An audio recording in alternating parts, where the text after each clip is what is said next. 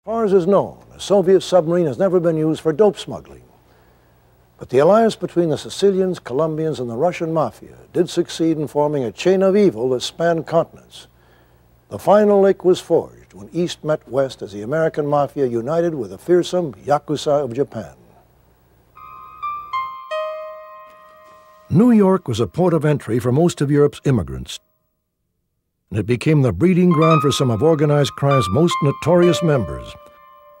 Al Capone, Lucky Luciano, Meyer Lansky, all came from immigrant families who settled in the Five Points area, a crowded ghetto with a long history of Irish, Jewish, and Italian gang activity. It was here a diverse bunch of ethnic gangs coalesced in the early 1930s. 5 criminal groups or families emerged as a central core of a nationwide crime syndicate generally referred to as the mob. Really, the modern American Mafia, as we know it, was born up on those streets in the boyhood rumbles of guys like Luciano, Lucchese, and Frank Costello, and Vito Genovese. These were guys who were innovative thinkers. They were smart, they were shrewd, they were not educated in the academic sense, but they understood business. They understood markets. They had all the requisite talents to become great businessmen. But for reasons that we don't quite yet understand, they went in another direction. The mob's first big break came when the sale of alcohol was banned in the 20s. Profits from bootleg liquor filled the war chests of America's Mafia. No longer would Mafia families be struggling Italian immigrants from the slums. After World War II, the Mafia expanded their operations, hauling in millions from gambling in Las Vegas and Cuba, and from cash cows such as labor racketeering and narcotics trafficking. With politicians and police across the country on their payroll, the Mafia was on a roll that seemed unstoppable. Today, Mafia godfather John Gotti is in jail, and the old generation of Dons have retired to the golf course. Their successors are often brash, stupid, and inexperienced. Good news for law enforcement, as former FBI agent Jules Bonavolonta explains. The new leaders, the leaders of today, the second and third team, as I have always called them, they're tied not by honor, respect, and family. They're tied by the economy. They're tied by money. They're tied by greed. And greed and money, those ties are much easier to break than honor, respect, and family. So what we're finding is a much less competent Mafia leader today. You know, you ever see those charts? You know, the original Neanderthal or the Lucy, wherever it is, the earliest man, they look sort of ape-like. But as the time goes on, they get smarter, their brain cases get bigger, and now they're erect Homo sapiens in business suits. It's the opposite way here.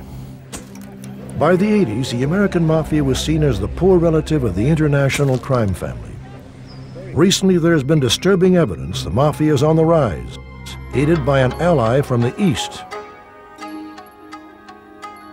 They began as warriors, protecting the interests of feudal lords. In the 16th century, they became noble protectors, fighting for the rights of the common people.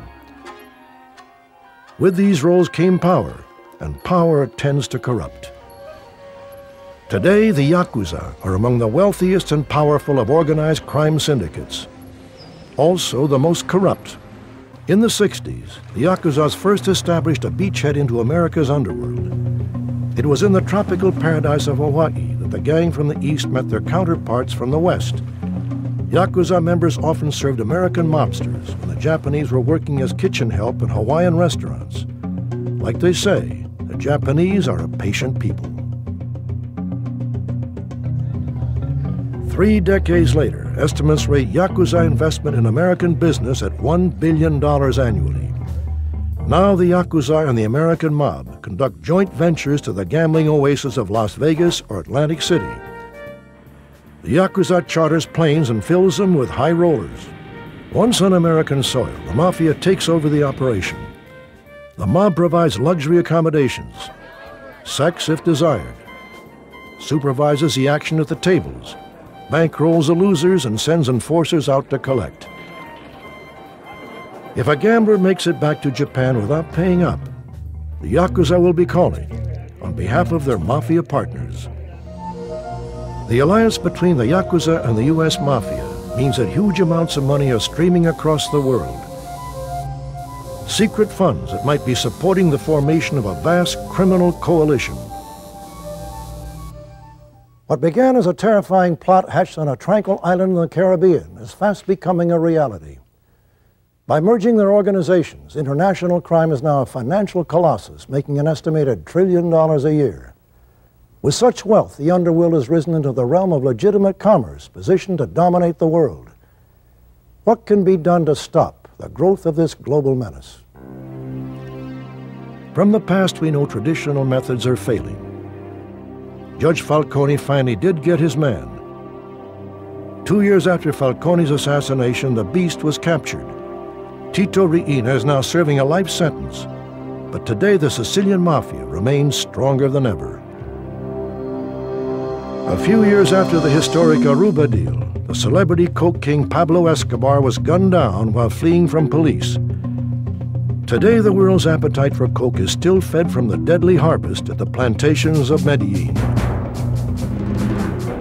Johnny Galatolo was arrested on narcotic smuggling charges. Waldo Aponte's whereabouts are unknown, but the partnership they brokered between the Sicilian Mafia and Colombian cartels continued.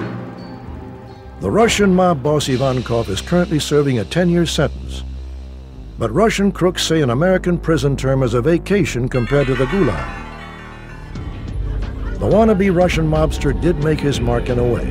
Leonid Feinberg gave names and testimony against the Russian Mafia and is now under federal protection.